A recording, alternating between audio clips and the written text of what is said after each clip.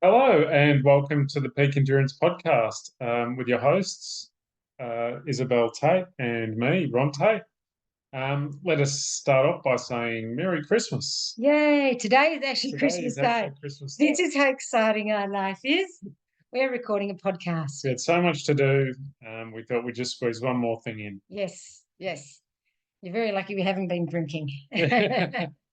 No, to be honest, I'm sitting here dressed in my Zoom attire, a jacket with my pajama pants on, and it's 2:40 in the afternoon. And yes, I'm still wearing my pajamas. Still in pajamas. Yeah. We haven't left the house. Because it's We don't pipping down intend to. rain. It's the closest thing in Melbourne that we get to a white Christmas, Yes. which is a wet Christmas. Yes. It's pretty much rained all day.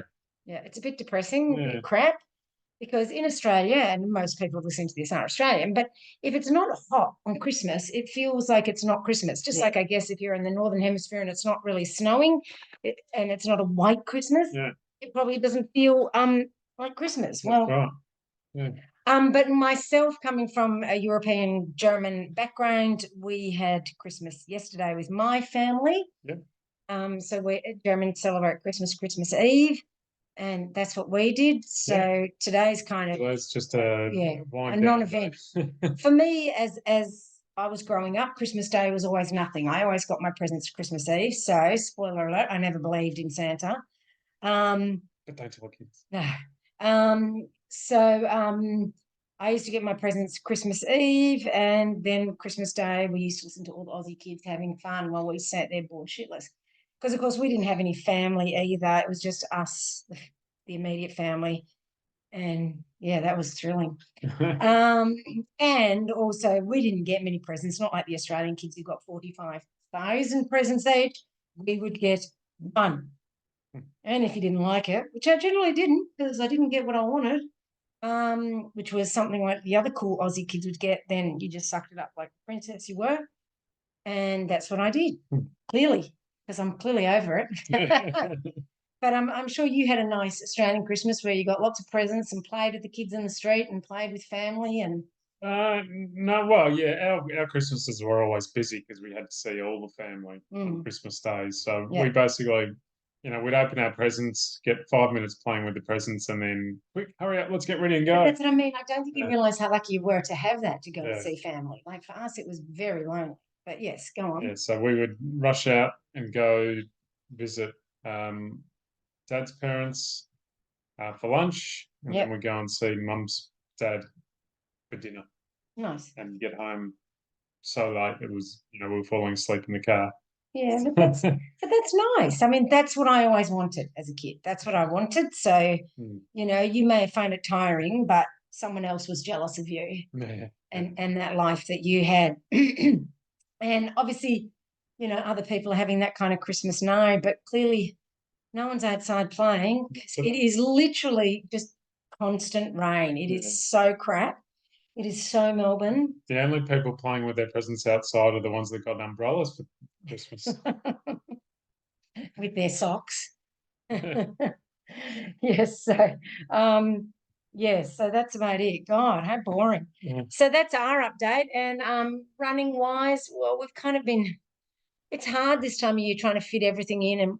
And because Melbourne weather is up and down like a yo-yo, you can't get used to the heat. Like 2 days ago, it was only 26 degrees, but it felt boiling because we've been having winter weather. Yeah, it's hard to acclimatise to the warm weather when you only have 2 days worth and then it goes back. And it goes to winter. I've actually been sitting here with my brand new Christmas Ugg boots on and my electric blanket wrapped around my legs, and this is ridiculous. This is summer. Yeah. But anyway, it's that global warming. Yes, that's right. It's making everything colder. Because I remember clearly the non-global warming we had when I was a kid, when it was 40 degrees all the time. Yes, and you would blister your feet walking down the street. Yeah, that's right. So because nobody wore shoes back then. Yeah. So what's happening with our training at the moment? Our training, we've really started to train in earnest. And we're not going to be talking time frames though. Okay.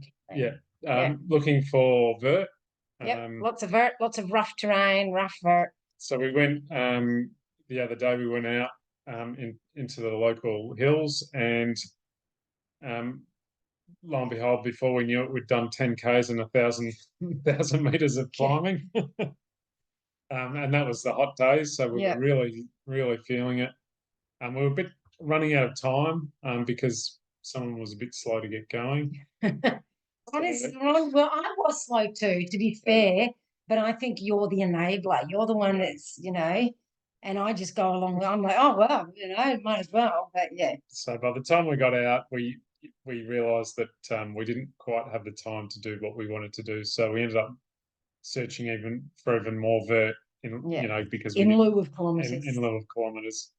Because I had to get home and cook wine cream. Yeah. So in the end, we were planning on doing around 35 Ks with 17 to 2,000 meters of vert.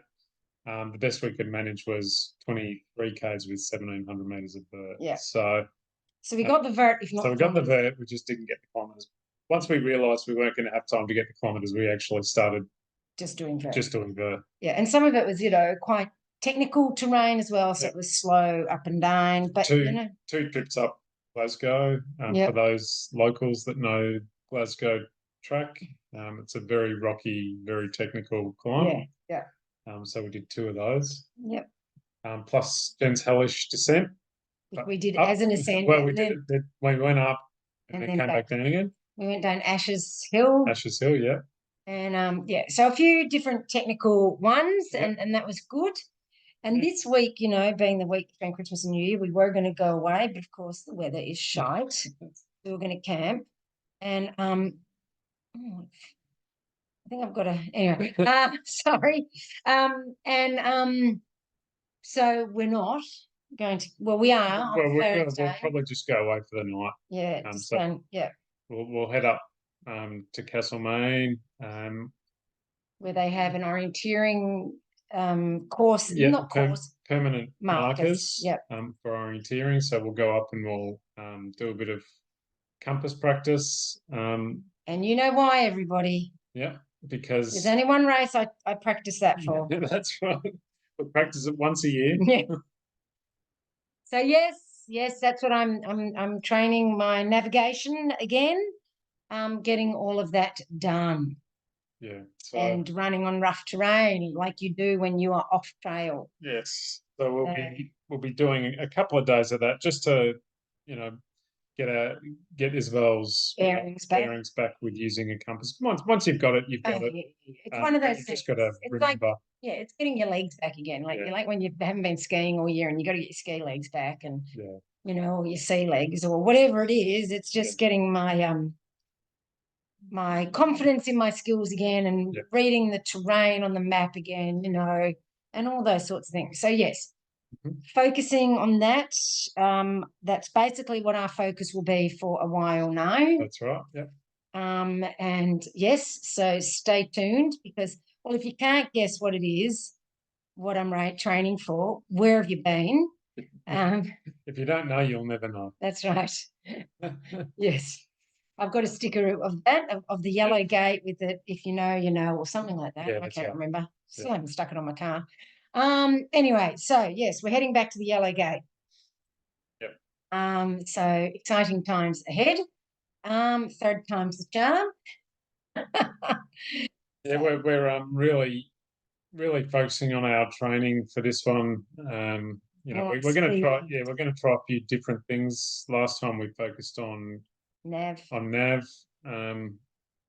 So we nailed that, but this year we're going to focus a bit more on speed through rough terrain. Which compared to speed, it's speed. Yeah. It's not speedy per se, but moving faster over rough terrain. Yeah. Where there's a lot of trip hazards. Yeah, lots of bush brushing and recognizing terrain quickly and moving through it. Yeah. So which is a skill in itself because any trail runner can run trails, but if you try and put them on a road gaining course, suddenly things get a lot harder because they're not running along on a recognized trail. They're jumping over logs and pushing through bushes, ensuring that you maintain the direction, because even half a degree off and you completely miss the mark. Yeah. So it's running over rough terrain, watching where you're going, keeping an eye on where the arrow is pointing, and not falling over or getting caught on things. And so it's actually quite hard. Yeah. So that is the challenge that we are working on at the moment. Yep. So that's that. So that's what we're doing at the moment. That's the update for our training, because, of course, whatever I'm training for, Ron is training for. When I say our training, I mean I'm doing the training. Yes.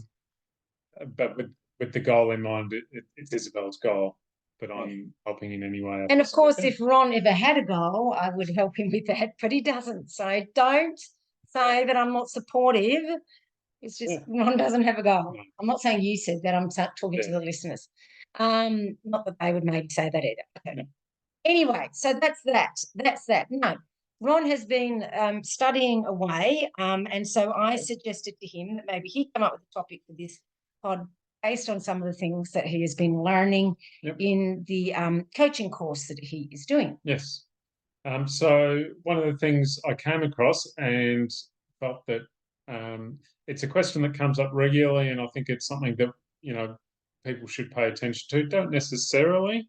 No, I could be very easily accused of not paying much attention to it. Well, you used to be. You are now. You're better now. Is warming up, cooling down, and stretching. Whether it's before a run or after a run. So the do's and don'ts, the benefits. All right. So let's start off. What is a warm up? So a warm up is basically elevating your heart rate slowly, and warming your muscles. So basically preparing your body for exercise, right? Yeah. Because you can't just go from sitting down, staring blindly at your coffee, waking up, to running 450 pace. That's right. Yeah. I'm sure somebody could, but you shouldn't. That's right. Unless you're determined to injure yourself and burn yourself out. Yeah. Or even if you're a slower runner, and there's nothing wrong with being slower. I'm just saying if going out at your fastest speed possible, whatever that is. That could be 550s, that could be 630s, it's all relative to what our paces are. But it means you don't burst out the door and go hell for leather. Yeah. You slowly warm the body up, bring the heart rate up. I mean, supposedly the Kenyan runners run incredibly, for them, slow at the start. It's probably faster than my marathon pace at the moment. But for them, they run way slower. Now, if really fast people can do that, why can't the everyday runner? What ends up happening is the everyday runner runs all of their runs around the same pace, whereas the Kenyans will run their easy runs 2 to 3 minutes a kilometre slower than their marathon pace. But you think of the average runner, let's say their marathon pace is 5:20, let's say, and their easy run pace is 5:40. Yeah. Like, that's ridiculous. Yeah, that's right. That's 20 seconds a kilometre slower. That's not easy. That's not an easy pace. Yeah. And when people say, oh, but it feels easy, they're kidding themselves. Yeah. Because that is why you're not getting faster at the marathon, because you're running your easy runs too fast. So if the Kenyans can do it, and they're not like, oh, who can, they probably don't have use Strava so much because they don't have all the watches and whatnot. But I mean, the top runners will, I'm sure. They maybe hide their data. I don't know. But if they're willing to do it, why can't the rest of us? That's right. So certainly for me, my body doesn't allow me to. I have to really plod into it, which makes my overall pace look, even worse than it is at the moment. But it's more that it just takes me time. Now that I'm getting older, it takes me a lot longer to warm up. Yeah. You, on the other hand, would be the type that would spring out the door fast would you? Well, not if I ran in the mornings like you do. Like, when I run, because I run in the afternoon, I'm not cold. Like, I've been walking around all day. My muscles are warm because I've been on my feet all day. Yes. But still walking around is not the same as running. No. But I'm still, I'm not going from sleeping 0 to hero. When we run first thing in the morning, yeah, it takes me a while to warm up. Yeah. Because my body isn't warm. Whereas at the end of the day, or, after a work day, yeah, true. I'm a little bit looser. True, that does make a difference. Yeah. But even so, if your marathon pace is 5:20, your easy runs, or your warm ups should not be 5:40. Yeah. Yeah. So anyway, and so let's say we're doing a quality session. It's even more important to do a warm up because you're going to be pushing the body hard, and that's why in a warm up, or at Peak Endurance Coaching, because Zoe does it too, and you will do it too, is we have 4 times 100-meter strides before a session. And what does the stride do? Well, a stride is, it's where you're picking up the pace over the 100 meters, which seems like not long enough to be able to pick up the pace, but you can. Once again, don't start flat out at the beginning. You'll pull a hammer. You build into it. It gets the body prepared. It's like, right, we're going to be doing some faster work without doing a huge effort. It gets the mind prepared. This is what I'm going to be doing. And I don't know, certainly for me as a morning runner, after I've done my easy warm-up, I'm kind of almost half asleep, to be fair. And they wake me up a bit as well. And it is kind of waking the body up, even if it is, at the end of the day, for you. Do you find, because you might be tired from work, do you find that those strides sort of give you a bit more pep in your step? Yeah, we've spoken about this in the past. I'll turn my watch on and go, oh, I can't be bothered. It feels you may not be tired when you're getting up, but you're tired from the day, and you're thinking, oh, how am I going to get through this? And even on the warm-up, I'm going, oh, this is going to hurt so much, and oh, I don't know if I can do this. And then you do your strides, and then suddenly, your legs feel alive. Yeah. And it just feels like your heart rate's elevated a little more. Yeah. So it just wakes the body up, and it just prepares your body for what's coming. It does. And so then you have a little bit more of a jog recovery, 3 or 4 minutes or whatever I prescribe. Yeah. And then we get into the session, and then your body is ready for the session. So, 2 to 3K warm up.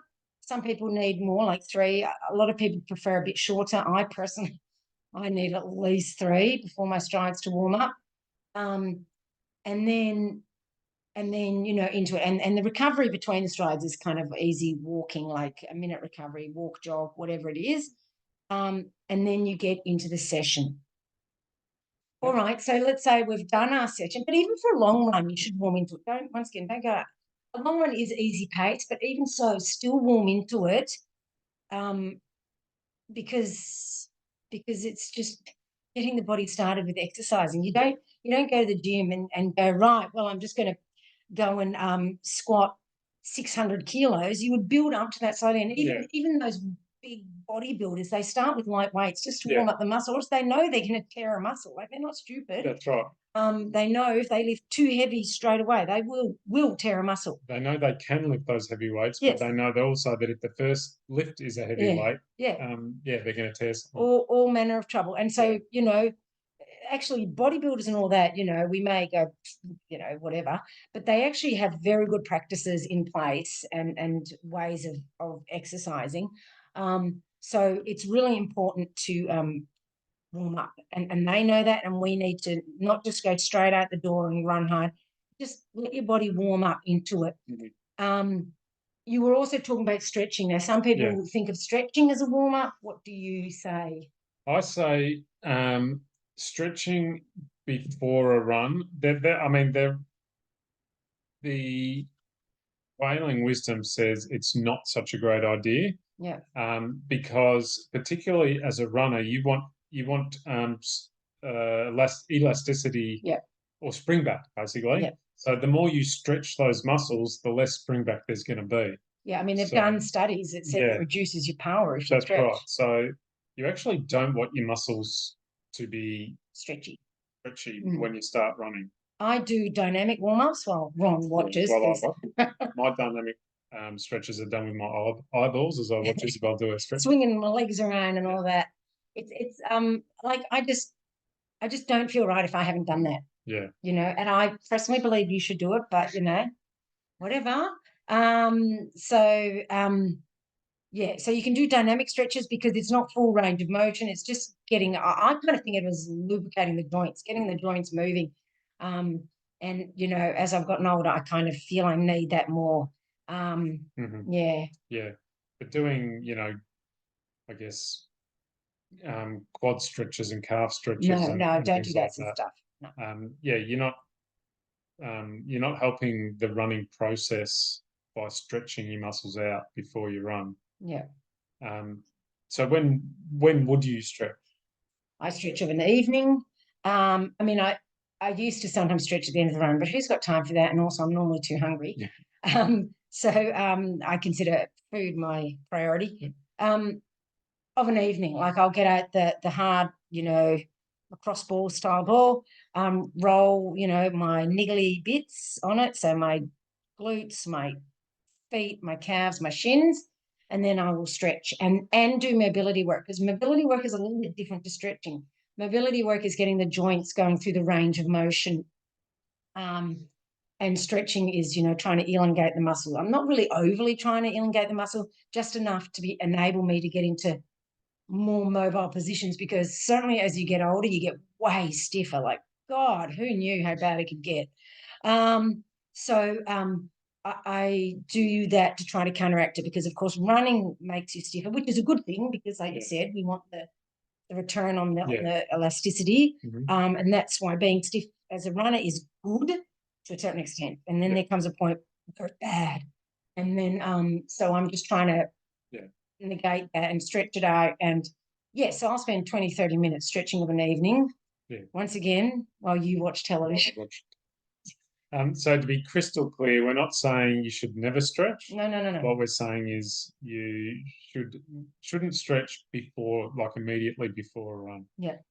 And, you know, probably after run is a good time because your muscles are warm. But who's got time for that straight after run, especially if you're working and, you know. That's right. When you run in the morning before you have to go and teach. Yeah. I don't have time. You don't have time for that. I'm late to school every time. Swear to God. So, radio. So the cool down. So what can you tell us about a cool down? Like, what are the benefits of a cool down? Well, what did you learn? Well, would you prefer me to talk? Yeah, you can talk about this one. All right. So the cool down is basically bringing the body back to normality. And because you don't want to, you do your sprints and you finish, or your sprints or your interval session or whatever it is, and that's fine. But you need a couple of K, easy jog, just to bring the heart rate back down. People say to flush out the lactic acid, which is a bit of a crock of shit. But anyway, it's more just you've worked hard, just enjoy that nice couple of Ks. And to be honest, I normally do my speed work. I'm not close to home. I've got to get home as well for me. And I find, and I think many of you will find that, you know, you're waking up and you're warming up in the warm up, clearly. And then in the cool down, everything feels much easier, pace faster without even trying, which is really nice. Sometimes I find after doing a workout, you'll be halfway through your cool down and you'll look down at your watch and realize you're going considerably faster than you thought you were. And it's like, wow. And it is good to finish a run sort of on a bit of a faster pace, because that's what's in your muscle memory then, and your memory of your brain. So like I'll sometimes prescribe fast finish runs to my clients without a cool down, where they finish on an interval sprint, and then in the notes I write, do a 5-minute walk to cool down. But I want their last running memory to be running fast, because that's how you finish a race, right? To run fast. And then then when you press stop, right, I finish my workout, then you walk. And but that way, so that's something different. Yeah. So you could choose to walk for your cool down, that's fine. But in general, I would do a jog. And we often, at the end of a long run, you know, we'll ease off as we're finishing the long run, and then we will walk for a little while, won't we, to get back, because we're like, oh, you know. Well, quite often we, you know, well, me particularly more than Isabel, if we've done a run and we're getting close to, you know, a 0 kilometre, you know, I would prefer to stop and walk from there than run to, say, 3.24 kilometres. Yes, that's right. Whereas I'm like, no, get over it and just run to 3.24. But sometimes I'm tired and I've had enough, and it's just like, oh, let's just walk. And it's nice. We'll say to one another, that's it, we're stopping at whatever. Yeah. Yeah. Knowing that we'll have, it's only maybe 300-400 meters. maximum. Yeah. Walk to the car, and that's enough. Or the house, or whatever. Yeah. Oh, yeah. Whatever we happen to be. But and that's when you may choose to Yeah. do a bit of a stretch afterwards. Especially if you're running with friends. At the end of the run, if everyone's standing around chatting, do a bit of a stretch. I used to do that with Knox Road Runners when we'd finish. I'd do some stretching. At as well. Yeah, we always did a bit of a stretch and a chat, a debrief on how the session went. That sort of thing. Mm-hmm. And the thing is, even from a long run, you do need to do a bit of a cool down, which is why we walk. Yeah. But to bring the body back down, you don't want to just exercise and then sit down. Yeah. And hop in your car, because then all of a sudden, your blood pools and you can get a bit lightheaded and feel a bit dizzy and That's right. So you need to do some sort of cool down, get the body back down, and do a few little stretches. If like I said, if you're standing there with friends, rather than just standing there, do some stretches. Especially if you struggle to find time to do stretching, use that time to do stretching. Yeah. Quite frankly, when I had young children, and I couldn't stretch. Right, I wasn't able to find time to stretch. So while I was cooking, I would stretch. I put my foot up on the kitchen bench and lean forward, stretching my hamstrings to chop the vegetables. It was unbelievable. And then I would, if it was a corner, I would put one foot up on the bench and do my quad stretch, while I'm stirring the shit in the pot, and to do my figure four ones, I'd put my bent leg up on the bench and lean over and stretch out the hip, chopping the vegetables, right? And then calf stretches, lean against the bench, chopping stuff, stirring stuff, stretching my calves. Do what you have to do to find the time. That's why when people say they don't have time to do it, I always had time to stretch because I cooked. Yeah. And every night I cooked, I would stretch. And I was working full-time with young children, running 120, 30 kilometres a week. So there is time, but you have to be a little bit creative, perhaps, to find the time to do these things. And, invariably, while I'm doing that, I'm listening to my kids read their books and or I'm asking them times tables questions or whatever I was doing, because, parents know what it's like. Nothing stops. Just because you're a runner doesn't mean the world thinks that's important. So do what you have to do to get it done, because stretching is important. And that was when I was way younger, and I was stretching every day because I cooked every day. Yeah. But that's aside from a cool down, I guess. But the cool down, definitely after a quality session, absolutely. Even if you're running out of time, if you're running late for work, even if it's just 1K, I try to do 2 to 3Ks cool down. You do about 2K cool down, don't you? Oh, yeah, thereabouts, yeah. I program for my clients 2.5Ks for cool downs, but sometimes they let me know they've cut it short because they're running late for work or whatever it is, and it's like, that's fine. I'd rather you cut the cool down short than the warm up. Yeah. Because invariably, if you're working, you're running around like a blue ass fly when you get home anyway. So you're still moving. Yeah. It's not like, if you're running late for something, you're generally not going to go and sit on the couch. Yeah, that's right. So I know that they're still moving and still doing things, and I just want them to get the main body of it in. I don't want them to completely disregard the cool down, but cut it back is absolutely fine, just not too much, and don't completely get rid of it. Yes. Warming up, cooling down, and stretching, 3 distinctly different things, but equally important. And what, in your opinion, how do you feel about, obviously there's the warm-up, but in the car, or if you're on your way driving somewhere to run, which many people do, dressing warmer, and having like a passive warm-up rather than an active, or not instead of, but... You mean like some people putting on the heater in the car to warm the body up? Yeah. Does that... I don't necessarily agree with that. I don't think that's necessary. I mean, if it's cold and I'm driving there, I'll have the heater on. Yeah, absolutely. Yeah. I know some people don't like to, because they're like, I've got to acclimatise to the cold, so I keep the car cold. I had a friend... I just think that's mental. Yeah, I had a friend be uncomfortable. who you never went anywhere with him, like to races or to runs, because he would have in the middle of winter, he'd have his air conditioning on, so that when he got out of the car, he wasn't shocking himself. He was already ready to go outside. I find no one wanted to go in the car. No kidding. I have the heater on in the car because I figure And when I get out, it keeps me warm, not for warming up purposes, but just so I'm not miserable when I start. Because you should always dress a little bit less. I know we didn't speak about it on this. Um, when you start a run, don't wear enough clothes that you feel warm. You should feel a little bit, I could do with like an extra layer on, because you're going to heat up. And otherwise, I mean, you can wear it if you want, but you're just going to heat up. You'll have to take it off and carry it. Take it off, either that or you'll sweat. And if you start sweating in the middle of winter and then you're wet, and that's how you can get hypothermia, by getting your body wet like that. You're better off to be a little bit cool at the start. But, if I've gotten out of the car and I'm already warm, I don't feel that coldness as much. And I just know what I should wear based on what the temperature says, as opposed to how I feel. Because if I base it on how I feel, I'll be bundled up like the Michelin Man.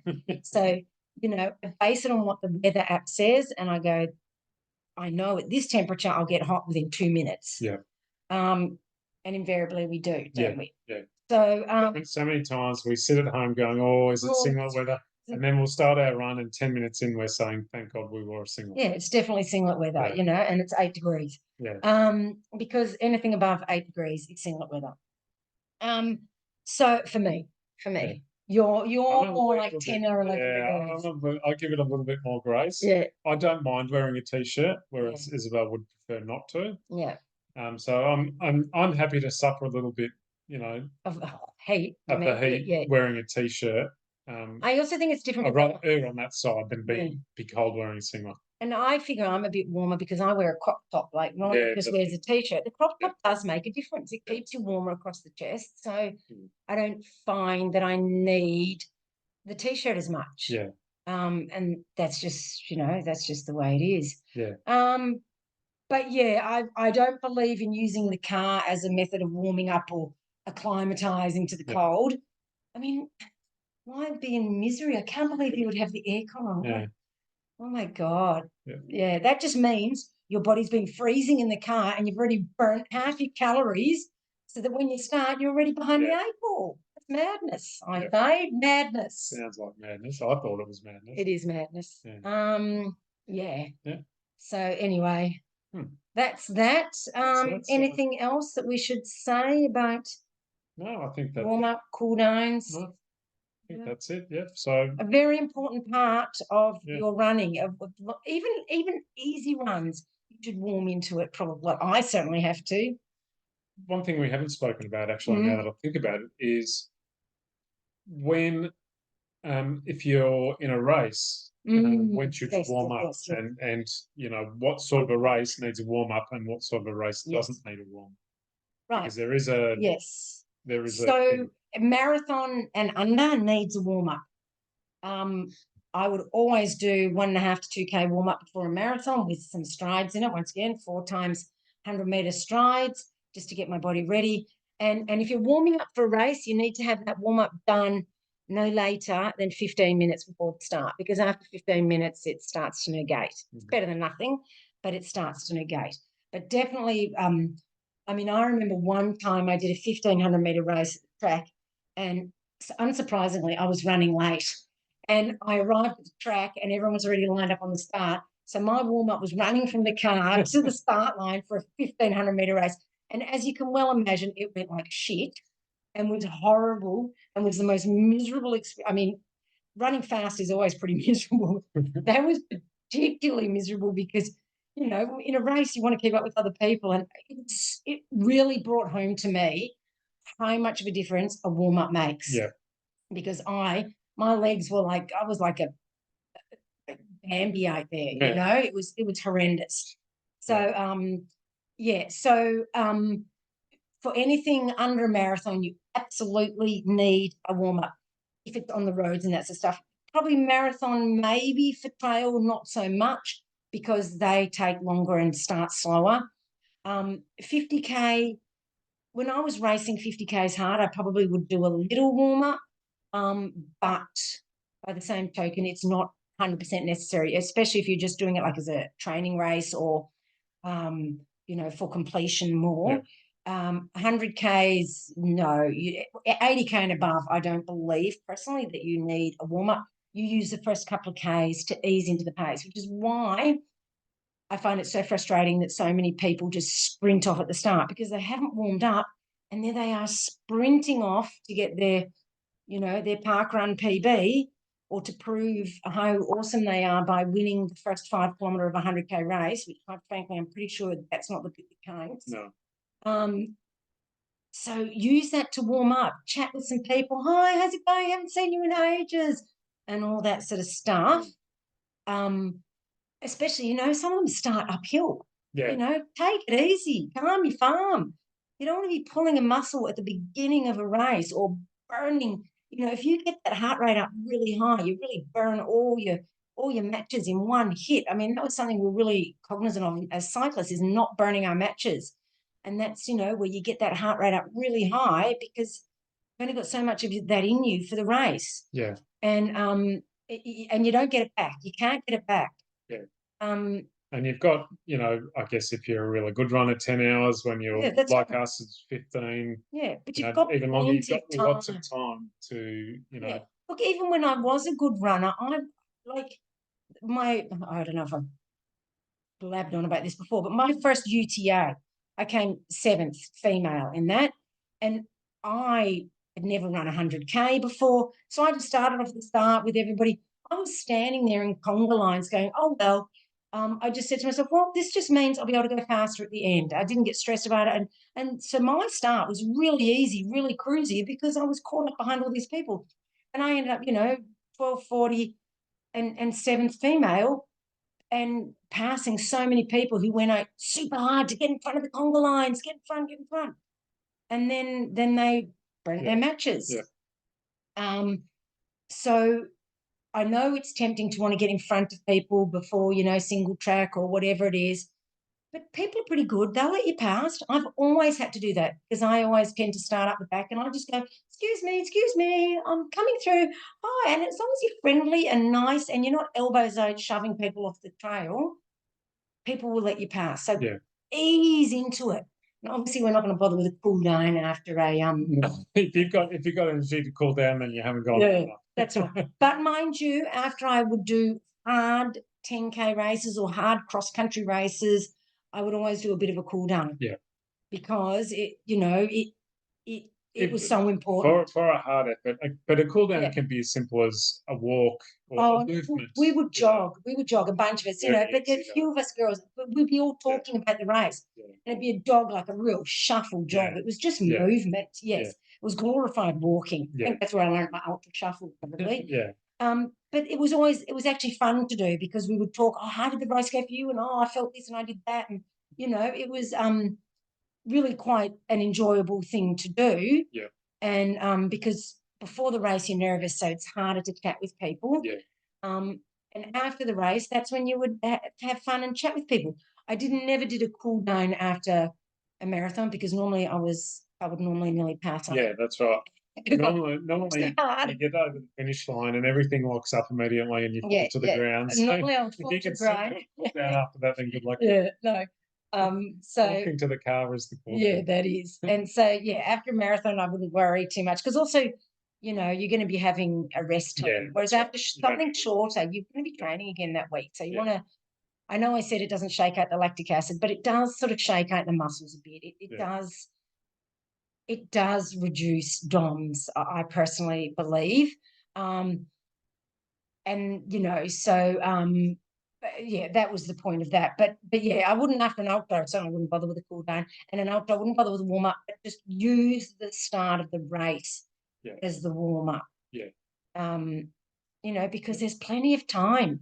Mm-hmm. And if you go out too hard, you don't get that back. No. But if you go out a little bit too slow, you can always speed up. Yeah. And you'll have the energy to speed up. But if you've burnt all your matches at the start, that's it. That's it. Yeah.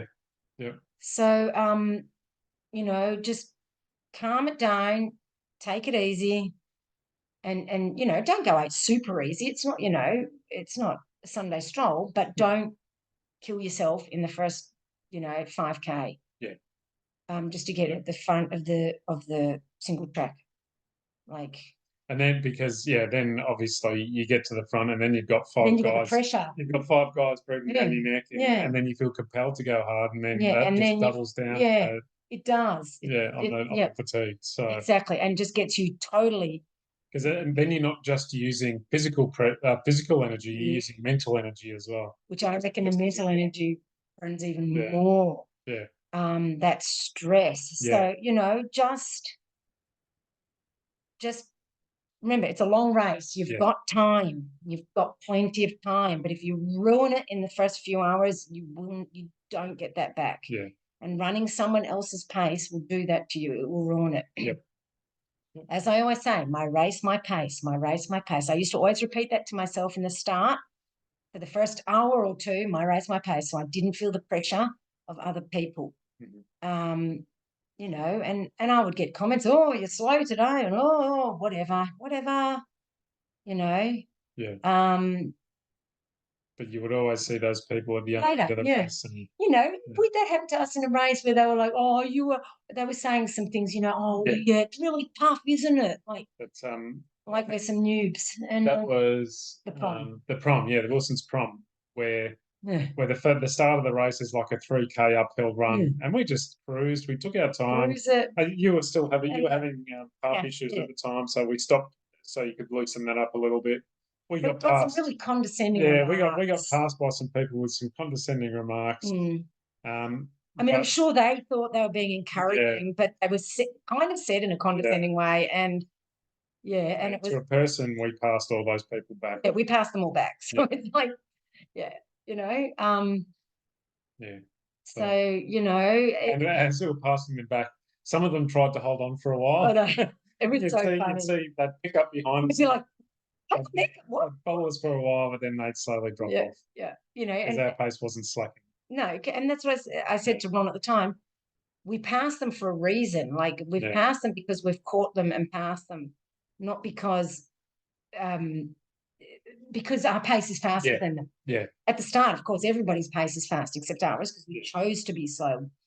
It should feel too easy at the start. Yeah. You should feel the start going, oh, God, I could run faster than this. If that's your start of your ultra, then you're running at the right pace. Yep. If you start an ultra going, oh, my God, I'm really puffing and puffing, you're going too fast. Yeah. And that was a race where you came fourth, I think, that I can't remember. So, even with That's right, because we got passed by third, and I'd said to you, let's keep in front of these girls. And because we were umming and ahhing whether we should make an effort. Yeah. And I kind of thought they were that was third coming in front of me. But anyway, it was like we'd made a decision that we weren't actually really racing. That was us not even racing. We were not racing. That was, I think, the first one. We just decided to have some nice, fun, easy races. Yes. So we entered. It was only a 44 or whatever we did. Yeah, it wasn't long. So that was when we started just doing those lots of shorter races. Not long, once a month. Yeah, easier races to find a bit of fun in the trails again. And I was like, because I like to. I'm like, oh, come on, let's push it. And you're like, no, we're here for fun. And at the end, I'm like, see, I told you. You're like, what? So yes, that was me trying to have fun. Yeah, that's right. Yeah, and not be competitive. So like even I need to be held in check sometimes. It is easy. But I mean, we weren't pushing hard at that point. No.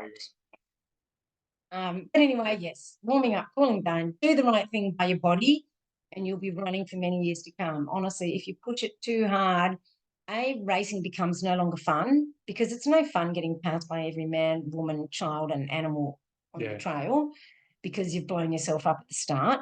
It's demoralizing. It is. But personally, I wouldn't know because I'm always the one doing the passing. There's nothing more fun than finishing a race, knowing you feel human. Yeah. I would never say okay because I always try to generally, if I'm racing, certainly I always push hard and I want to finish a race spent.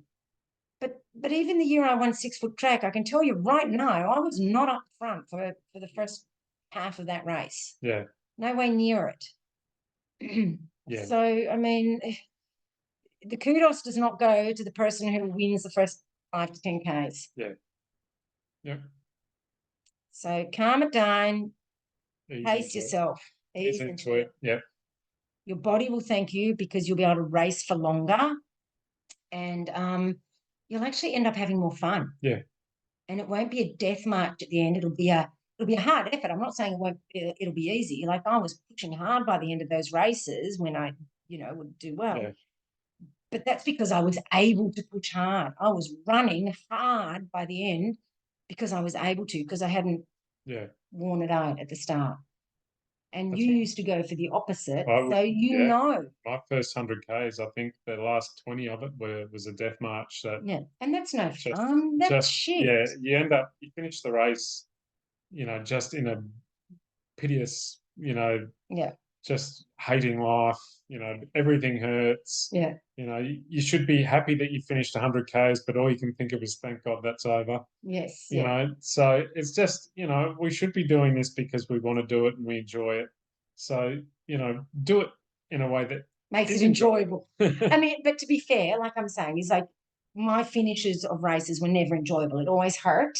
Yeah. Just because I'm going faster doesn't mean it doesn't hurt.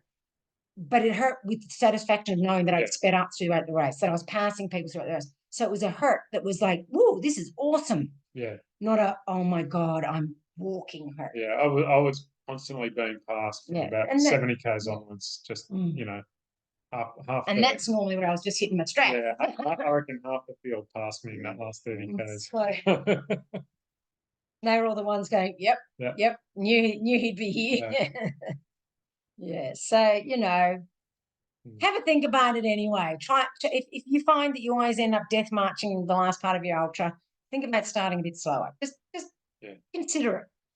And if you always win training against people who beat you in races, why don't you try going a little bit slower and using your warm up and cool down a bit better in your training? Pace yourself in your training and save yourself, because there's your training is warming up for the race. And if you burn all your matches in your training, you'll have nothing for the race. So it goes for all of it. The training is your warm up for your race. So don't burn yourself out in the training. Yeah. All right. All good. Yep. I think it started raining harder. Yay. So anyway. Oh, so Merry Christmas, everyone. I hope you've had a great year, and I'm looking forward to an awesome 2024. A full race calendar here in certainly Victoria. There's like seriously a race every week. There is. There's no shortage of races. I hope your training went well for the year. Yeah. And looking forward to an excellent year next year. Yes, indeed. All right, sorry. You're not on the trails now. No, I'm not. I do forget. All right. Have a great week, everybody. We will catch you next time. Bye-bye. Bye.